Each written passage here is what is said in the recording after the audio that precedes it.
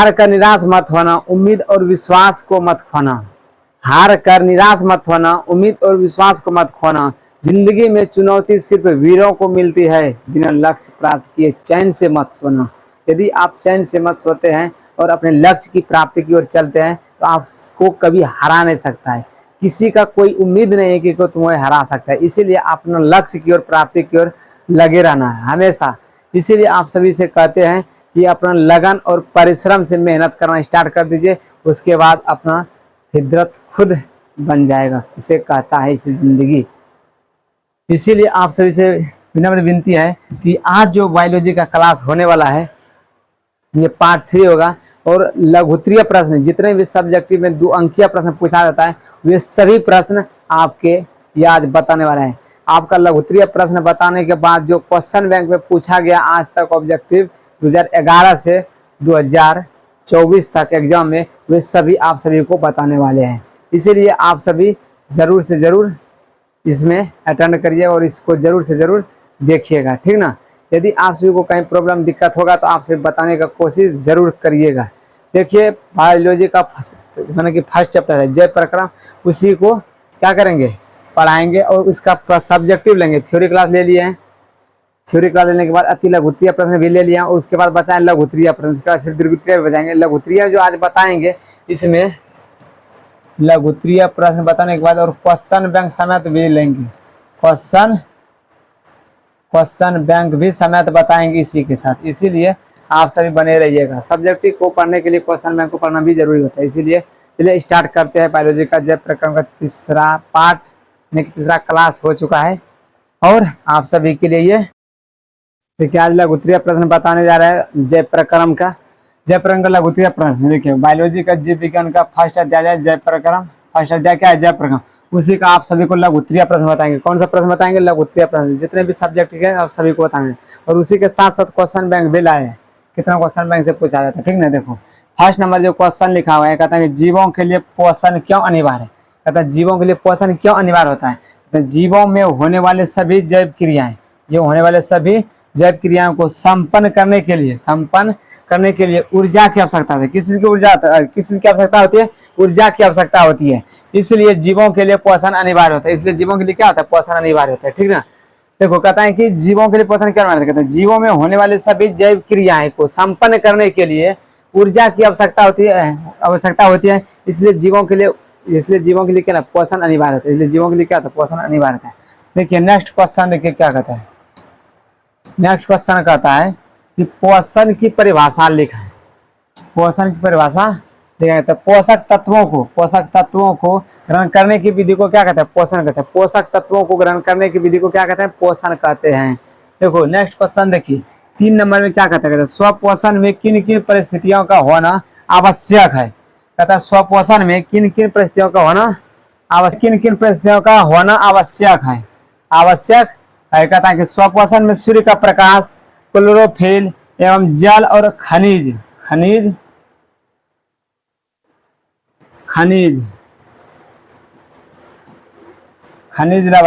लवण का होना अति आवश्यक है। इसके उत्पादक ग्लूकोज है। इसके उत्पादक क्या है, ग्लूकोज है। कहता है कि स्वपोषण में किन किन परिस्थितियों का होना आवश्यक होता है।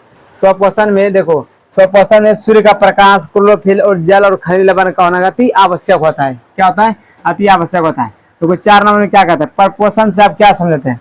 कहता है परपोषण की वह विधि या परपोषण की वह प्रक्रिया जिसमें जीव अपना भोजन स्वयं संश्लेषण न कर किसी न किसी विधि द्वारा दूसरे से प्राप्त करता है, उसे क्या कहते हैं, परपोषण कहते हैं। उसे क्या कहते हैं, परपोषण कहते हैं।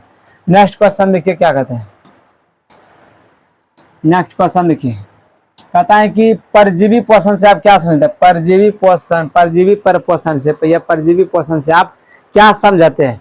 कहता है कि देखिए परपोषण की वह विधि जिसमें जीव एक दूसरे के संपर्क में रहकर अपना भोजन प्राप्त करते हैं, उसे क्या कहते हैं, परजीवी कहते हैं। उसे क्या कहते हैं, परजीवी कहते हैं। तो परपोषण की वह विधि जिसमें जीव एक दूसरे के संपर्क में रहकर अपना भोजन प्राप्त करते हैं, उसे परजीवी कहते हैं या परजीवी परपोषण कहते हैं, ठीक ना। नेक्स्ट क्वेश्चन देखिए कहता है 6 नंबर में मृतजीवी पोषण से आप क्या समझते हैं। कहता है मृतजीवी परपोषण से क्या मृतजीवी पोषण से क्या समझते हैं। कहता है कि परपोषण की वह विधि जिसमें जीव मृत जंतुओं और पौधों के शरीर से अपना भोजन घुलित कार्बनिक पदार्थों के रूप में संश्लेषित या अवशोषित करता है, उसे मृतजीवी कहते हैं। उसे क्या कहते हैं? मृतजीवी कहते हैं। परपोषण की वह विधि जिसमें जीव मृत जंतुओं और पौधों के शरीर से अपना भोजन घुलित कार्बनिक पदार्थों के रूप में अवशोषित करता है, उसे परजीवी कहते हैं। उसे क्या कहते हैं? परजीवी कहते हैं। नेक्स्ट क्वेश्चन देखिए क्या कहता है। ये सभी आपसे यदि पीडीएफ लेना चाहते हैं तो आप मेरे YouTube channel D K sir classes यानी कि Telegram channel D K sir classes में आप सभी जुड़ सकते हैं। वहाँ पर भी आप सभी को पीडीएफ दिया जाएगा। ठीक है, देखो यहाँ से प्राणी समपोषी से आप क्या समझते हैं? क्या कहता है? प्राणी समपोषी से क्या समझते हैं? प्राणी समपोषी से आप क्या समझते हैं? वैसे पोषण जिसमें अपना भोजन ठोस या तरल के रूप में दूसरे जीवों से प्राप्त करता है। किससे प्राप्त करता है? दूसरे जीवों से प्राप्त करता है, उसे प्राणी समपोषी कहते हैं। उसे क्या कहते हैं? प्राणी समपोषी कहते हैं। 8 नंबर क्वेश्चन देखिए, पत्तियों को प्रकाश संश्लेषी अंग क्यों कहा जाता है? नेक्स्ट उत्तर में दिया जाता है, पत्तियों में क्लोरोफिल पाया जाता है। पत्तियों में क्या पाया जाता है? क्लोरोफिल पाया जाता है। और क्लोरोफिल प्रकाश का अवशोषण करता है। और क्लोरोफिल क्या करता है? प्रकाश का अवशोषण करता है। इसलिए पत्तियों को प्रकाश संश्लेषी अंग कहा जाता है। इसलिए पत्तियों को क्या कहा जाता है? प्रकाश संश्लेषी अंग कहा जाता है। नेक्स्ट क्वेश्चन देखिए, 9 नंबर कहता है कि 9 नंबर क्वेश्चन है, कहता है प्रकाश संश्लेषण से आप क्या समझते हैं? बताएं, प्रकाश संश्लेषण से आप क्या समझते हैं? जिस प्रक्रिया के द्वारा पौधे अपना भोजन तैयार करते हैं, जिस प्रक्रिया के द्वारा पौधे अपना भोजन तैयार करते हैं, उसे या उस मूलभूत प्रक्रिया को प्रकाश संश्लेषण कहते हैं। कहते हैं जिस प्रक्रिया के द्वारा पौधे अपना भोजन तैयार करते हैं, उस मूलभूत प्रक्रिया को, ये जो विधि होता है, जो भोजन करने के बाद उस नियम होता है, उस नियम को ही या उस मूलभूत प्रक्रिया को ही क्या कहता है? प्रकाश संश्लेषण कहा जाता है। क्या कहता है? प्रकाश संश्लेषण कहा जाता है। नेक्स्ट क्वेश्चन देखिए, 10 नंबर कहता है, भोजन के पाचन से आप क्या समझते हैं? भोजन के पाचन से आप क्या समझते? भोजन के छोटे छोटे टुकड़ों में विभक्त होकर शरीर में अवशोषित होने तक की क्रिया को पाचन कहते हैं। क्या कहते हैं? पाचन कहते हैं। भोजन को छोटे छोटे टुकड़ों में विभक्त होकर शरीर में अवशोषित होने तक की क्रिया को क्या कहा जाता है? पाचन कहा जाता है। क्या कहा जाता है? पाचन कहा जाता है। नेक्स्ट क्वेश्चन देखिए, 11 नंबर में कहता है, मनुष्य के मुख गुहा में कितनी जोड़ी लाल ग्रंथियां पाई जाती हैं? मनुष्य के मुख गुहा में कितनी जोड़ी लाल ग्रंथियां पाई जाती हैं? आंसर में देखते हैं, मनुष्य के मुख गुहा में 3 जोड़ी लाल ग्रंथियां पाई जाती है। नंबर 1 में क्या है? पैरोटिक ग्रंथि। नंबर 2 सबमेडिकुलर लाल ग्रंथि होता है। और सबलिंगुअल लाल ग्रंथि होता है। पैरोटिक ग्रंथि, सबमेडिकुलर ग्रंथि होता है लाल ग्रंथि, और सबलिंगुअल लाल ग्रंथि होता है। ठीक ना। नेक्स्ट क्वेश्चन देखिए क्या कहता है। नेक्स्ट क्वेश्चन जो है कहता है, मनुष्य में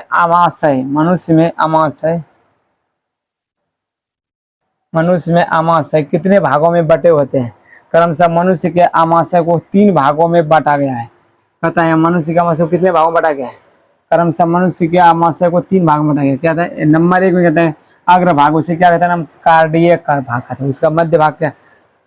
अग्र भाग को क्या कहता है? कार्डियक भाग कहते हैं। क्या कहता है? कार्डियक भाग। नंबर 2 पिछला भाग को क्या कहते हैं? पाइलोरिक भाग कहते हैं। पिछला भाग क्या कहते हैं? पाइलोरिक भाग कहते हैं। ठीक। और नंबर 3 में कहते हैं मध्य भाग को कुंडिक या फंडिक कहा जाता है, या कुंडिक कहा जाता है। ठीक ना। मध्य भाग को क्या कहता है? फंडिक भाग भी कहा जाता है। देखिए नेक्स्ट क्वेश्चन देखिए क्या कहते हैं। नेक्स्ट क्वेश्चन जो है, मनुष्य की छोटी आंत की लंबाई कितनी होती है? मनुष्य की छोटी आंत की लंबाई कितनी होती है? कहता है मनुष्य की छोटी आंत की लंबाई, तो छोटी आंत के 3 भागों के नाम लिखा है। और मनुष्य की छोटी आंत की लंबाई लगभग 6 मीटर होती है। इसके 3 प्रमुख भाग होते हैं, जो ग्रहणी, जजुनम और इलियम है। क्या है? ग्रहणी, जजुनम और इलियम है। कहता है छोटी आंत के 3 भागों के नाम लिखे हैं। मनुष्य के छोटी आंत की लंबाई लगभग 6 मीटर होती है। इसके 3 प्रमुख भाग जो होते हैं, जो ग्रहणी, जजनम और इलियम है। यदि आप सभी अब टेलीग्राम पर चाहते हैं, यदि पीडीएफ लेना चाहता है व्हाट्सएप ग्रुप में भी इस नंबर पे आप सभी जुड़ सकते हैं, 0086 92 909, ठीक ना। इस नंबर पे व्हाट्सएप पैड ग्रुप में भी जुड़ सकते हैं और वहाँ पर भी पीडीएफ प्राप्त कर सकते हैं, ठीक। नेक्स्ट क्वेश्चन देखिए क्या कहता है। नेक्स्ट क्वेश्चन कहता है कि पोषण, पोषण किसे कहते हैं? जीवों में होने वाली विभिन्न पोषण की विधियों का उल्लेख करें। कहता है पोषक तत्वों को ग्रहण करने की विधि को, पोषक तत्वों को ग्रहण करने की विधि को पोषण कहते हैं। पोषक तत्वों को ग्रहण करने की विधि को क्या कहते हैं? पोषण कहते हैं। और इसके 2 पोषण होते हैं, इसके 2 पोषण होते हैं, इसके 2 पोषण की 2 विधि होते हैं। एक स्वपोषण होता है और परपोषण होता है। स्वपोषण और परपोषण होते हैं, ठीक ना। देखो इसको अपने लैंग्वेज में बनाने की प्रक्रिया क्या हो, ये सटीक लैंग्वेज है ना, किताबी लैंग्वेज है, ठीक ना। ये अपना मास्टर के मेथड पढ़ाने का जो मेरा नियम है वही नियम है, ठीक ना। और ये नहीं कि एकदम रट्टा मार रहे एकदम पूरा लैंग्वेज दे दी किताब को उठा के, इसे वही सब नहीं किए। इसीलिए आप सभी को ये सब्जेक्टिव जो क्वेश्चन लगता है एकदम पूरा छोटा छोटा मस्त अपने ही भाषा में लिखा हुआ क्वेश्चन है। कहते हैं स्वपोषण किसे कहते हैं? पोषण की वह विधि जिसमें जीव किसी दूसरे जीवों पर निर्भर न रहकर अपना भोजन स्वयं संश्लेषित करते हैं, उसे क्या कहते हैं? स्वपोषण कहते हैं। उसे क्या कहते हैं? स्वपोषण कहते हैं। देखो कहता है कि परपोषण कहते हैं, परपोषण की वह प्रक्रिया जिसमें जीव अपना भोजन स्वयं संश्लेषित न कर किसी न किसी विधि द्वारा दूसरे से प्राप्त करते हैं, उसे क्या कहते हैं? परपोषण कहते हैं। उसे क्या कहते हैं? परपोषण कहते हैं। कहते हैं परपोषण की वह प्रक्रिया जिसमें जीव अपना भोजन स्वयं संश्लेषित न कर किसी न किसी विधि द्वारा दूसरे से प्राप्त करते हैं, उसे क्या कहते हैं? परपोषण कहते हैं। उसे क्या कहते हैं? परपोषण कहते हैं। देखिए नेक्स्ट क्वेश्चन फिर बढ़ते हैं। 15 नंबर में क्वेश्चन है, इतने तक लघुत्तरीय प्रश्न था। और ये जो है फर्स्ट नंबर में आ गया आप सभी के लिए क्वेश्चन बैंक। लघुत्तरीय प्रश्न क्या है? ये क्वेश्चन बैंक है। आप सभी देख सकते हैं और अपना लगाइए क्वेश्चन को किस तरह से बनता है सब्जेक्टिव में। देखिए क्वेश्चन बैंक है, आप सभी के जितने एग्जाम में पूछा गया क्वेश्चन अभी तक में वही सभी है। कहता है मनुष्य में कितने प्रकार के दंत होते हैं और उनके नाम लिखा, उन कार्यों को उल्लेख करेंगे, कार्यों को भी लिखा है। कहता है मनुष्य में मुख्य गुहा में 4 प्रकार के दांत होते हैं। मनुष्य के मुख्य गुहा में कितने प्रकार के दांत होता है? 4 प्रकार के दांत होते हैं, ठीक। देखो कहता है कि उनके नाम कार्य लिखा है। मनुष्य के मुख गुहा में 4 प्रकार के दांत होते हैं, उनके नाम कार्य निम्न इस प्रकार है। देखो कर्तनक या इंसाइजर, यह भोजन को काटने या कार्य करता है, यह भोजन को काटने का कार्य करता है। कौन? कर्तनक या इंसाइजर। कर्तनक या इंसाइजर क्या करता है? यह भोजन को काटने का कार्य करता है, भोजन को काटने का कार्य करता है। देखो भेदक नंबर 2 क्या था? भेदक या केनाइन। भेदक या केनाइन जो है ये चीरने या फाड़ने का कार्य करता है। दांत का जो दूसरा भाग है भेदक या तो केनाइन, ये चीरने या तो फाड़ने का काम करता है, ठीक है। देखो नंबर 3 अग्रचवर्णक या प्रीमोलर, इसको क्या कहता है? इंग्लिश में प्रीमोलर बताता है, हिंदी में जो लिखा है ये बायोलॉजी शब्द में अग्रचवर्णक या प्रीमोलर, यह भोजन को चबाने का कार्य करता है। यह भोजन को क्या करता है? चबाने का कार्य करता है। प्रीमोलर क्या करता है? भोजन को चबाने का कार्य करता है, ठीक है। और नंबर 4 जो लिखा हुआ है कहता है कि चवर्णक या मोलर, यह भोजन को चबाने और पीसने का कार्य करता है। चवर्णक या तो मोलर जो होता है यह भोजन को चबाने या पीसने का क्या करता है? कार्य करता है, ठीक। देखिए नेक्स्ट क्वेश्चन है 2 नंबर का, तो हमारे आमाशय में अम्ल की भूमिका क्या है? हमारे आमाशय में अम्ल की जो निम्न भूमिका है, कितना होता है? निम्न होता है, निम्नलिखित भूमिका हमारे अम्ल जो हमारे पेट में जो पाया जाता है अम्ल हमारे आमाशय में। कहता है यह आमाशय में भोजन के साथ आए जीवाणुओं को नष्ट करता है। आए जीवाणुओं को क्या करता है? जो हमारे साथ भोजन लेते हैं, भोजन के साथ जो जीवाणु जाता है उसको क्या करता है? ये अम्ल नष्ट करता है, यानी कि मार देता है, ठीक। देखो नेक्स्ट क्या है? यह निष्क्रिय पेप्सिनोजेन को सक्रिय पेप्सिन नामक एंजाइम में बदलने की सहायता करता है। क्या करता है? सहायता करता है। यह कहता है यह निष्क्रिय पेप्सिनोजेन को सक्रिय पेप्सिन नामक एंजाइम में बदलने में सहायता करता है। क्या करता है? सहायक करता है, ठीक है। नेक्स्ट क्वेश्चन देखिए क्या कहता है। कहता है दीर्घरोम क्या है? दीर्घरोम क्या है? इसके कार्य को लेकर कहता है छोटी आंत के इलियम में अंगुली के समान उभरी हुई रचना पाया जाता है। उभरी हुई क्या पाया जाता है? रचना पाया जाता है, जिसे दीर्घरोम या विलाय कहा जाता है। इसके कार्य यह पचे हुए भोजन को अपशोषण करता है। ये पचे हुए भोजन को क्या करता है? अपशोषण करता है। ये बहुत महत्वपूर्ण क्वेश्चन है, ये 2-3 बार एग्जाम में पूछ चुका है, इसीलिए कहता है कि दीर्घरोम क्या है। दीर्घरोम इसको कार्य को लिखा है। छोटी आंत के इलियम में अंगुली के समान उभरी हुई रचना पाई जाती है, जिसे क्या कहते हैं? दीर्घरोम या विलायक कहा जाता है। इसका जो कार्य है, यह पचे हुए भोजन को अपशोषण करते हैं। पचा हुआ जो भोजन रहता है इसको क्या करता है? अपशोषण में सोखने का कार्य करता है। ठीक है, नेक्स्ट क्वेश्चन देखिए क्या कहते हैं। नेक्स्ट क्वेश्चन जो है कहता है सजीवों के मुख्य 4 लक्षण लिखना है। सजीव का ये होता है मुख्य 4 लक्षण लिखना है। क्या क्या लक्षण होता है ये लीजिए। कहता है कि सजीवों के 4 लक्षण, श्वसन होता है, गति होता है, पोषण होता है, उछलन। कहता है श्वसन, सांस जो ले रहे हैं ये भी क्या है? एक सजीव का लक्षण है। गति, चलते फिरते हैं, ये भी श्वसन का भाग है। पोषण, जब तक खाते पीते नहीं तब तक क्या है? सजीव नहीं है। और उत्सर्जन, कोई भी चीज को बाहर निकालते हैं, खाते पीते, जैसे पसीना सब हुआ, ये सभी क्या है? जैसे बहुत सा होता है, बहुत सा प्रक्रिया होता है उत्सर्जन करने की। ठीक है, उत्सर्जन चैप्टर में बताएंगे क्या क्या प्रक्रिया उत्सर्जन करने की। ठीक है, ये जान के सजीव के 4 लक्षण क्या होता है? श्वसन, गति, पोषण और उत्सर्जन होता है। ठीक है, तो पित्त क्या है? मनुष्य के पाचन तंत्र में इसका क्या महत्व है? कहता है पित्त हल्के रंग, पित्त हल्के हरे रंग का क्षारीय द्रव होते हैं। क्या था? हल्के हरे रंग का क्षारीय द्रव होता है, जो यकृत की कोशिकाओं से स्रावित होकर पित्ताशय नामक थैली में संचित होता है। क्या होता है? संचित होता है। पित्त हल्के हरे रंग का क्षारीय द्रव होता है। कैसा द्रव होता है? क्षारीय द्रव होते हैं, जो यकृत की कोशिकाओं से स्रावित होकर पित्ताशय नामक थैली में संचित होता है। पित्ताशय नामक थैली में क्या होता है? संचित होता है। ठीक, नेक्स्ट क्वेश्चन देखिए क्या कहता है। मनुष्य के पाचन में इसका क्या महत्व है? मनुष्य के पाचन में इसका महत्व को निम्न है। कहता है यह भोजन के अम्लीय कायम की अम्लीयता को समाप्त कर उसे क्षारीय बनाता है। उसे क्या करता है? क्षारीय बनाता है, ताकि अग्नाशय रस के एंजाइम उस पर आसानी से क्रिया कर सके। उस पर क्या कहता है? आसानी से क्रिया कर सके। ठीक ना। नेक्स्ट क्वेश्चन देखिए, कहता है पाचन एंजाइम का क्या कार्य होता है? पाचन एंजाइम जो होता है इसका कार्य क्या होता है? ये देखिए नेक्स्ट क्वेश्चन जो है पाचन एंजाइम का कार्य करता है। देखो उत्तर में यहाँ लिखा हुआ है, कहता है पाचन एंजाइम का निम्नलिखित कार्य। पाचन एंजाइम का क्या है? कार्य निम्नलिखित होता है। क्या होता है? कार्य निम्नलिखित होता है। देखिए नेक्स्ट में फर्स्ट हमारे जो कार्य है, यह वसा को वसा अम्ल एवं ग्लिसरॉल में बदलता है। क्या कहता है? यह वसा एवं वसा अम्ल को वसा अम्ल में ग्लिसरॉल में बदलता है। ठीक, नंबर 2 कहता है ये भोजन के अवयवों पर क्रिया कर उसका विघटन करता है। ये कहता है भोजन के अवयवों पर क्रिया कर उसका विघटन करता है। क्या करता है? विघटन करता है। ठीक है, नेक्स्ट क्वेश्चन देखिए, कहता है कोशिका के 4 कोशिकांग का नाम लिखें। कोशिका के 4 कोशिकांग के नाम निम्न है। कहता है माइटोकॉन्ड्रिया होता है। ठीक, लाइसोसोम, राइबोसोम और केंद्रक होता है। क्या कहता है? माइटोकॉन्ड्रिया होता है, लाइसोसोम होता है और राइबोसोम होता है और केंद्रक होता है। ये जो होता है कोशिका के 4 मुख्य कोशिकांग के नाम होता है। ठीक, नेक्स्ट क्वेश्चन देखिए क्या कहता है। कहता है हमारे आमाशय में पाचक रस की क्या भूमिका है? हमारे आमाशय में पाचक रस की क्या भूमिका है? पाचक एंजाइमों का निम्नलिखित कार्य होता है। पाचक जो एंजाइम होता है उसका कार्य करता है निम्नलिखित होता है, बहुत सा कार्य होता है। यह वसा को वसा अम्ल एवं ग्लिसरॉल में बदलता है। यह वसा एवं वसा अम्ल को क्या करता है? ग्लिसरॉल में बदलता है। यह भोजन के अवयवों पर क्रिया कर उसका विघटन करता है। यह भोजन के अवयवों पर क्या करते हैं? क्रिया कर विघटन करता है। कहता है नेक्स्ट क्वेश्चन देखिए, कहता है कोई वस्तु सजीव है इसका निर्धारण करने के लिए किस मापदंड का उपयोग करते हैं? कहता है यदि कोई वस्तु सजीव है यानी कि जीवित है, इसका निर्धारण करने के लिए किस मापदंड का उपयोग करेंगे?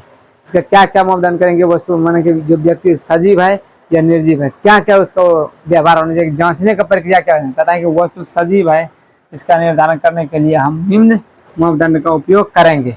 कहता है सजीवों में उपापचय की क्रिया होती है। सजीव जो होता है ना उसमें कौन सी क्रिया होता है? उपापचय की क्रिया होती है। किसमें होता है? उपापचय की क्रिया होती है। इसमें जीव द्रव पाया जाता है। इसमें क्या कहता है? जीव द्रव पाया जाता है। सजीव में क्या पाया जाता है? जीव द्रव पाया जाता है। और देखो तीसरा लक्षण है सजीव में पोषण श्वसन का होता है। सजीव में क्या होता है? पोषण और श्वसन होता है। सजीवों में क्या क्या होता है? पोषण एवं श्वसन होता है। कहता है कि इनमें उत्तेजनशीलता होती है। इसमें उत्तेजनशीलता भी होती है। इसमें क्या था? उत्तेजन सकता है। देखो क्या क्या था मापदंड को उपयोग। सजीव वस्तु सजीव है इसका निर्धारण करने के लिए निम्न तालिका या निम्न मापदंड का उपयोग करते हैं। कहता है वो ये उपापचय क्रिया होते हैं। सजीवों में क्या होता है? उपापचय क्रिया होता है। सजीवों में जीव द्रव पाया जाता है, और सजीवों में पोषण और श्वसन दोनों होता है, ठीक। और इसमें नंबर चौथा में था, इसमें उत्तेजनशीलता होती है, उसमें क्या है, उत्तेजनशीलता होती है, ठीक। नेक्स्ट क्वेश्चन देखिए क्या कहते हैं। 10 नंबर जो क्वेश्चन है कहता है कि प्रकाश संश्लेषण के लिए आवश्यक कच्ची सामग्री पौधा कहाँ से प्राप्त करता है, क्या करता है, कहाँ से प्राप्त करता है। कहता है प्रकाश संश्लेषण के लिए आवश्यक कच्ची सामग्री, प्रकाश संश्लेषण होगा ना उसका क्या क्या कच्ची सामग्री होता है, वही कहता है प्रक्रिया के बताने के लिए कहता है सामग्री पौधा कहाँ से प्राप्त करता है, ठीक।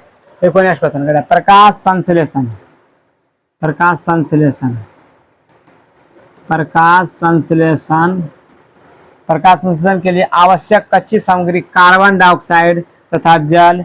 पौधे कार्बन डाइऑक्साइड वातावरण से और जल भूमि से प्राप्त करता है, कहाँ से प्राप्त करता है, जल भूमि से प्राप्त करता है। कहता है प्रकाश संश्लेषण के लिए आवश्यक कच्ची सामग्री जो होता है कार्बन डाइऑक्साइड होता है, क्या होता है, कार्बन डाइऑक्साइड तथा जल होता है, कार्बन डाइऑक्साइड तथा जल होता है, ठीक।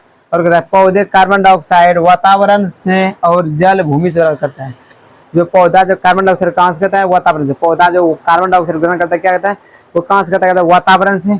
और ये जो जल ग्रहण करता है कहाँ से, ये भूमि से करता है, यानी कि जमीन से करता है। कहाँ से करता है, ये जमीन से करता है, ठीक। नेक्स्ट क्वेश्चन देखिए 11 नंबर कहते हैं पाचन एंजाइम का कार्य क्या है, पाचन एंजाइम का कार्य क्या क्या है उसका, ठीक है। कहता है पाचन एंजाइम का निम्नलिखित कार्य, पाचन एंजाइम का कार्य निम्नलिखित है। कहता है आमाशय, आमाशय में HCl का कार्य करने का हाइड्रोक्लोरिक अम्ल, हाइड्रोक्लोरिक अम्ल होता है। हाइड्रोक्लोरिक क्या होता है, अम्ल होता है। आमाशय में हाइड्रोक्लोरिक अम्ल की बहुत बड़ी भूमिका होती है। अम्ल की क्या होता है, बहुत बड़ी भूमिका आता है। जो हाइड्रोक्लोरिक अम्ल हमारे पेट में या हमारे आमाशय में जो पाया जाता है वो अम्ल की बहुत बड़ी भूमिका आती है। कहता है यह हमारे शरीर से प्रतिदिन स्रावित होता है, यह हमारे शरीर से क्या होता है, प्रतिदिन स्रावित है, प्रतिदिन गिरता है।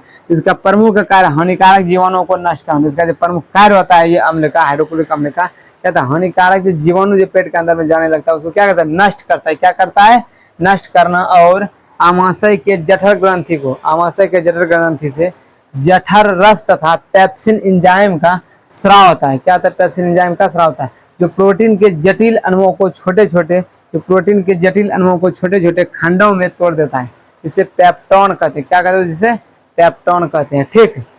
नेक्स्ट देखिए क्या कहते हैं, नहीं तो इसी को एक बार फिर दोहरा देते हैं। कहता है कि पाचन एंजाइम का कार्य क्या है, आमाशय में हाइड्रोक्लोरिक अम्ल या अम्ल की बहुत बड़ी भूमिका होती है। यह हमारे शरीर से प्रतिदिन स्रावित होता है, यह हमारे शरीर से क्या होता है, प्रतिदिन स्रावित होता है, जिसका प्रमुख कार्य हानिकारक जीवाणुओं को नष्ट करना और आमाशय के जठर ग्रंथियों से जठर रस तथा पेप्सिन एंजाइम का स्राव होता है, जो प्रोटीन के जटिल अणुओं को छोटे छोटे खंडों में तोड़ देता है, जिसे क्या कहते हैं, पेप्टोन कहते हैं। जिसे क्या कहते हैं, पेप्टोन कहते हैं, ठीक। नेक्स्ट क्वेश्चन देखिए क्या कहता है 12 नंबर। कहता है विषमपोषी से आप क्या समझते हैं, विषमपोषी से आप क्या समझते हैं, यहाँ पर लिखा हुआ है। कहता है परपोषण की वह प्रक्रिया, परपोषण की वह प्रक्रिया जिसमें जीव अपना भोजन स्वयं संश्लेषण न कर किसी न किसी विधि द्वारा दूसरे से प्राप्त करता है, उसे क्या कहता है, विषमपोषी कहते हैं, या तो परपोषण कहते हैं। कहता है परपोषण की वह प्रक्रिया जिसमें जीव अपना भोजन स्वयं संश्लेषण न कर किसी न किसी विधि द्वारा दूसरे से प्राप्त करता है, उसे क्या कहते हैं, विषमपोषी कहते हैं। उसे क्या कहते हैं, विषमपोषी कहते हैं, ठीक। नेक्स्ट क्वेश्चन देखिए क्या कहते हैं 12 नंबर, 12 नंबर को 13 नंबर से देखो भोजन के पाचन द्वारा किस प्रकार की अभिक्रिया हमारे शरीर में होती है, हमारे शरीर में होती है। भोजन के पाचन द्वारा किस प्रकार अभिक्रिया हमारे शरीर में होती है। कहते हैं भोजन के वो पाचन द्वारा ऑक्सीजन या उपचयन, ऑक्सीजन ऑक्सीकरण है। कहते हैं भोजन के पाचन द्वारा ऑक्सीकरण या उपचयन, ऑक्सीकरण या उपचयन अभिक्रिया हमारे शरीर में होती है। भोजन के पाचन द्वारा, भोजन के पाचन द्वारा ऑक्सीकरण या तो अपचयन की क्रिया अभिक्रिया हमारे शरीर में होते हैं, ठीक। नेक्स्ट क्वेश्चन देखिए क्या कहता है। कहता है कि हरित लवक किस भाग में प्रकाश संश्लेषण की, कहता है हरित लवक के लिए किस भाग में प्रकाश संश्लेषण की क्रिया होती है। हरित लवक के किस भाग में प्रकाश संश्लेषण की क्रिया होती है। कहता है देखिए नेक्स्ट क्वेश्चन, हरित लवक में ग्रेना पाया जाता है। हरित लवक में क्या पाया जाता है, ग्रेना पाया जाता है। गिरना पाया जाता है कि प्रकाश संश्लेषण, प्रकाश की उपस्थिति में, प्रकाश जिसमें प्रकाश संश्लेषित वर्णक उपस्थित होते हैं, जहाँ सूर्य संश्लेषित क्रियाएं, सूर्य प्रकाश संश्लेषित क्रियाएं होती है, क्या होता है, सूर्य प्रकाश संश्लेषित क्रियाएं होती है। ठीक, नेक्स्ट क्वेश्चन देखिए क्या आता है। लास्ट क्वेश्चन शायद होगा, नहीं 15 दो और क्वेश्चन। ठीक है, बताएं कि प्रकाश संश्लेषण क्या है। इस समीकरण के लिखा और क्रिया का रासायनिक समीकरण। तो सूर्य के प्रकाश की उपस्थिति में पौधे द्वारा वायुमंडल से कार्बन डाइऑक्साइड, पृथ्वी से जल तथा खनिज लवण लेकर क्लोरोफिल की उपस्थिति में भोजन बनाने की क्रिया को प्रकाश संश्लेषण कहते हैं। क्या कहते हैं? प्रकाश संश्लेषण कहते हैं।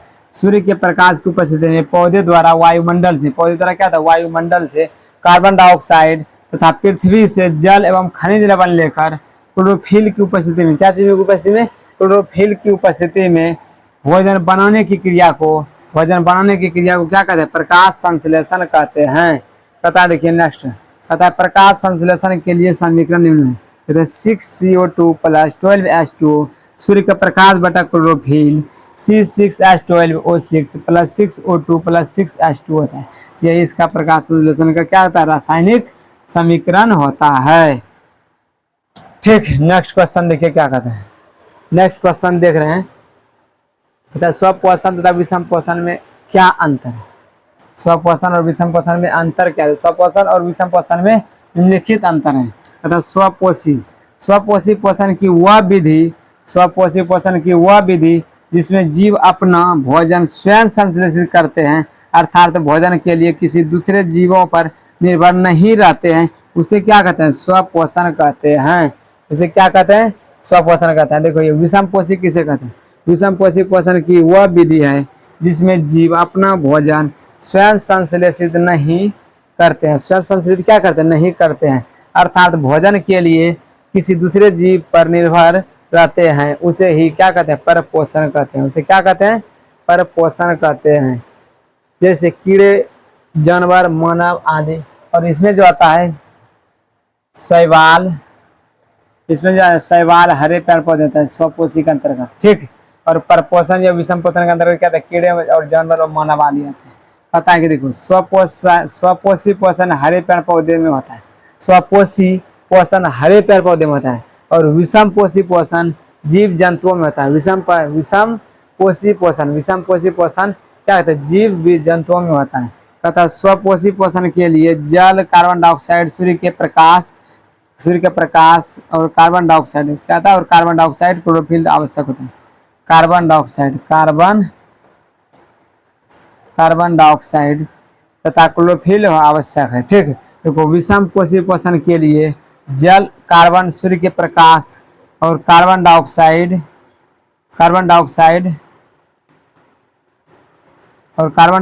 तथा क्लोरोफिल आवश्यकता नहीं है। क्लोरोफिल क्या है? आवश्यकता नहीं है। ठीक, विषम पोषी पोषण के लिए जल, कार्बन, सूर्य के प्रकाश, कार्बन डाइऑक्साइड तथा क्लोरोफिल आवश्यक नहीं है। ठीक, देखिए ये अति लघुत्तरीय प्रश्न भी सारा खत्म हो गया। ये जो बचा है अब क्या है? दीर्घोत्तरीय नेक्स्ट क्लास में बता देंगे। यदि आप सभी ये मेरा PDF लेना चाहते हैं तो इस नंबर पर चाहे कांटेक्ट करिए व्हाट्सएप के थ्रू 9608692909। ठीक है, यदि आप इस नंबर पर कांटेक्ट करते हैं आप सभी को PDF मिल जाएगा। यदि आप मेरे YouTube चैनल पर तो फॉलो करवे ही करते हैं, यदि मेरे टेलीग्राम चैनल पर DK सर क्लासेस यदि आप सर्च मारते हैं तो वहाँ भी आ जाएगा DK सर क्लासेस, वहाँ पर भी आप सभी को नोट्स मिल जाएगा। ठीक, यदि यह मेरे चैनल पर पहली बार आए तो वीडियो को लाइक करके चैनल को सब्सक्राइब जरूर कर लेना है और अपने दोस्त में जरूर शेयर कर लेना है। ठीक, और मिलते हैं नेक्स्ट क्लास की और अपनी द्वितीय क्लास में फिर। ठीक, तब तक के लिए जय हिंद।